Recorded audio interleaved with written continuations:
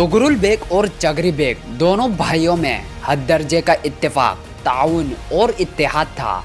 दोनों भाई एक दूसरे के दस्ते रास्त और मददगार थे। छोटा भाई चगरी बेग जिंदगी भर बड़े भाई तुगरुल बेग का मुती और फर्माबरदार बनकर रहे और तुगरुल ने उनको खुरासान के बालाई इलाकों का हुक्मरान बना दिया था। साथ ही तुगरुल बेग ने मशरिक और शिमाल के इलाके उनकी जंगी सरगर्मियों के लिए महफूज कर दिए थे। चगरी बेग ने मरू शहर को अपना मरकज हुकूमत बनाया और 2-3 साल के अंदर अंदर उन्होंने बल्ख के अलावा ख्वारज़म को भी फतह करके अपनी हुकूमत में शामिल कर लिया। तुगरुल बेग की तरफ से चगरी बेग को अपने दाखिली और खारजी उमूर में मुकम्मल तौर पर आज़ादी हासिल थी। ताहम तुगरुल बेग को वो अपना सरबराह आला तस्लीम करते थे। यही चगरी बेग सुल्तान अल्प अरसलान के वालिद थे।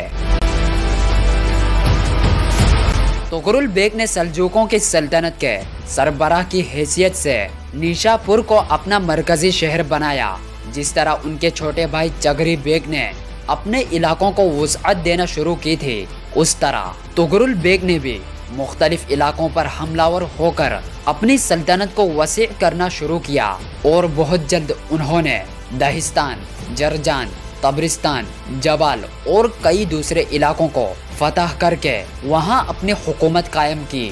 उन इलाकों को फतह करने के बाद सुल्तान तुगरुल बेग ने अपने चचाजाद भाई इब्राहिम को हाकिम मुकर्रर किया।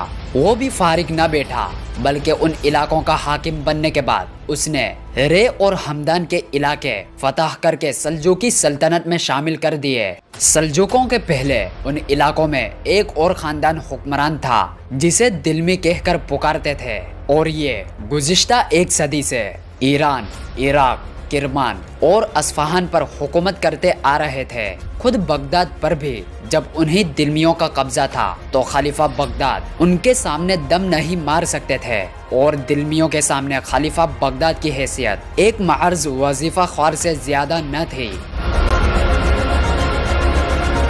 दिल्मियों को जो ये कहकर पुकारा जाता है तो ये दरअसल दीलम के रहने वाले थे, जिसकी बिना पर दीलम कहलाए।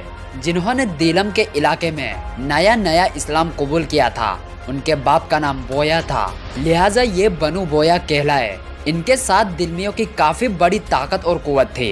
तीनों भाइयों ने एक खासा बड़ा लश्कर तैयार करके इर्द गिर्द के इलाकों पर यलगार कर दी। इस तरह 3 भाइयों में से एक बड़ा, जिसका नाम अली था, उसने फारस पर कब्जा जमा लिया। दूसरे भाई का नाम अबुल हसन था, उसने अल जबाल को अपना मरकज बना लिया।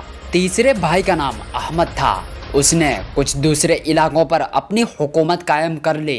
चुनांचे कुछ मुस्तहकम किलों पर कब्जा करने के बाद यही बनु बोया दूसरे लोगों के साथ इक्तदार की कशमकश में शरीक हो गए और आखिरकार ये हिजरी 335 में बगदाद में दाखिल होने में कामयाब हो गए। सबसे पहले जिस भाई का नाम अहमद था वो बगदाद में दाखिल हुआ। बगदाद में दाखिल होने के बाद उसने जो वहाँ निज़ाम कायम किया वो लगभग हिजरी 347 तक कायम रहा। जब उन्होंने इराक पर भी कब्जा कर लिया तब खलीफा बगदाद की हालत उनके सामने शतरंज के मोहरे से ज्यादा न रही थी।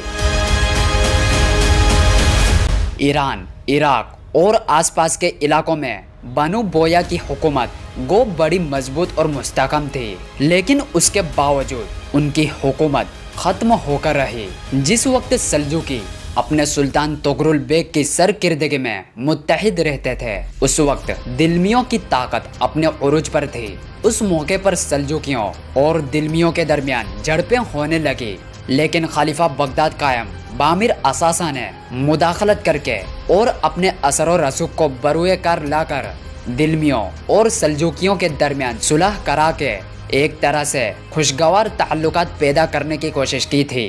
ताहम सूरत हाल ज्यादा अरसा तक जारी न रही और सल्जूकी और दिल्मी लश्करियों के दरमियान वक्तन फवक्तन झड़पें होने लगी। उन झड़पों में हर वक्त सल्जूकी ही गालिब रहते थे। दिल्मियों के हुक्मरान अबू कालीजर ने जब हिजरी 440 में वफात पाई तो उसके बेटों के दरमियान इक्तदार की रस्सा कशी शुरू हो गई। तुगरुल ने दिल्मियों की खानत जंगी से खातिर ख्वाह फायदा उठाया। اصفہان اور قندز پر قبضہ کر کے فارس اور عراق پر چھاپے مارنے شروع کر دیے۔ دلمیوں نے جب دیکھا کہ سلجوقی ان سے زیادہ طاقتور ہے، تب ابو کالی جار کے بیٹوں ابو منصور اور ابو علی کائخارو نے تغرل بیگ کی اطاعت قبول کر لی۔